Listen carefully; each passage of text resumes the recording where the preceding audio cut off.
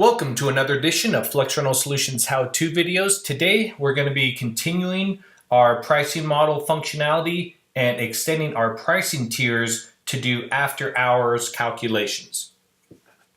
So previously we've looked at going over regular time and overtime with just a standard two-tier calculation. So the third functionality that we want to work on today is what happens if we charge people if we've got to show up before a certain time and after a certain time, that we charge differently based on if it's during normal working hours. And so we call these after-hour pricing tiers. So we're going to revisit our pricing tier calculations, and we're going to go to System Settings and Pricing Models. And we have a pricing model called Standard Labor in here. So in here, we have created multiple time rates for normal, overtime, after hours. Before, with normal time, we left the start effective time blank and the end effective time blank. And what we meant by that is it doesn't matter whether it's 12 o'clock at night or 1 o'clock in the morning. This calculation would apply not based on what time of day it is. Just any time up to 8 hours, good to go. We have added a start effective time of 7 a.m. and end effective time at 7 p.m. Meaning starting at 7 a.m. through 7 p.m., anything up to 8 hours will apply 1 times our hourly rate. We said we want to charge a minimum of 4 hours and up to 8 hours.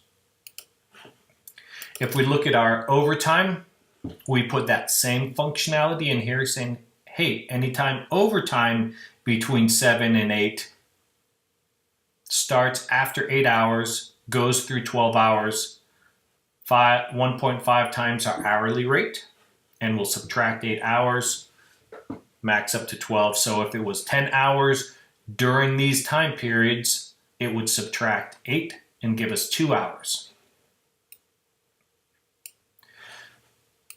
So this third pricing tier that we added has a different start and end effective time. It is saying anytime after 7 p.m. but before 8 a.m., we're going to start matching that criteria and charge differently for it. It's going to start out at 1.5 a day rate, and you can again add a minimum time quantity, max time quantity, etc.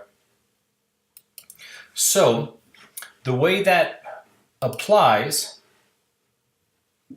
is we have this call from 4:30 a.m. to 9 a.m. And if we change this to that pricing model that uses that,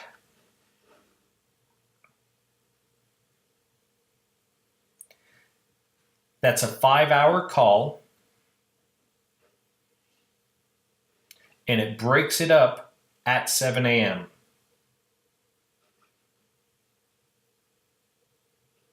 So after 7 a.m., it proceeds to go into normal time. So you've got 2.5 hours at 67.5, which is 1.5 times our normal hourly rate, and then 2.5 hours at our normal rate, 1 times $45 an hour. So if we were to move this up to 7 a.m.,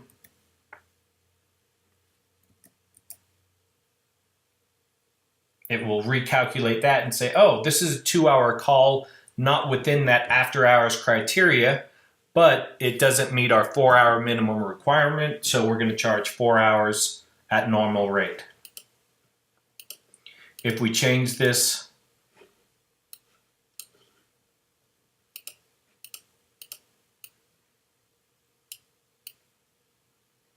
and say we're going to start at, say, 4 p.m. and we're going to go to 9 p.m. and recalculate that.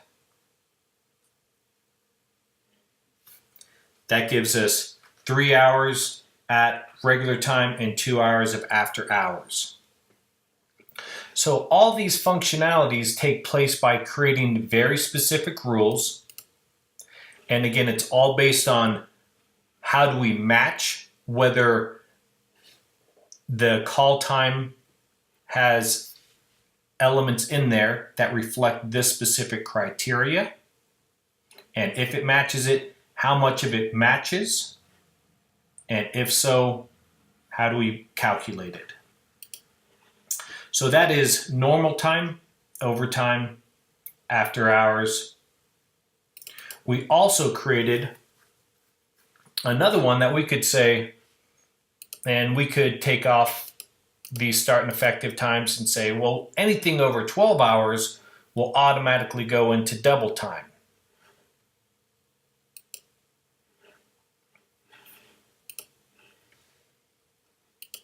So if we take this down to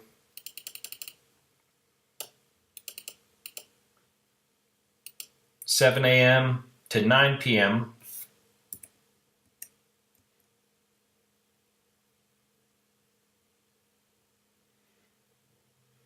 it's charging the higher rate of the double time for those 2 extra hours instead of going into the after hours call, which was only time and a half.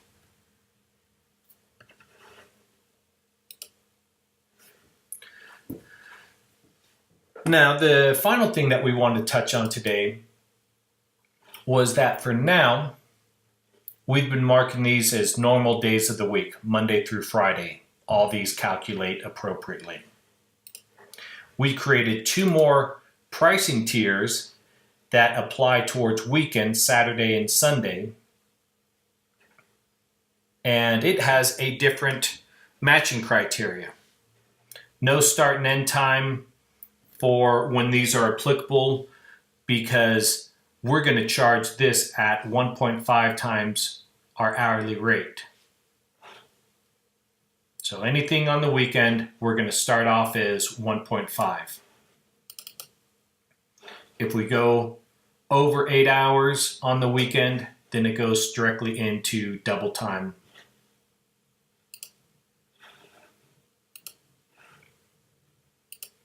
So if we were to change this to a Saturday job,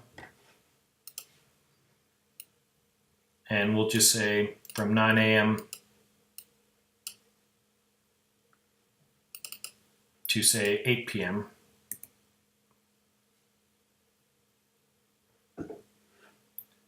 we've got 8 hours of weekend straight time,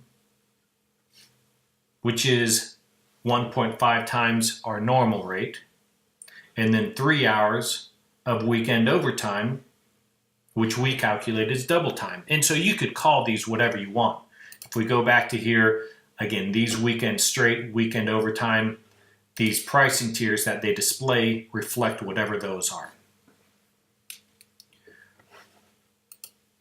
So that's the functionality, how we can continue to add different pricing rules on how we calculate normal, overtime, after hours, double time, even weekend, etc. So you may have a rule or a pricing model that may have 8 or 9 pricing rule criterias and different pricing calculations based on those.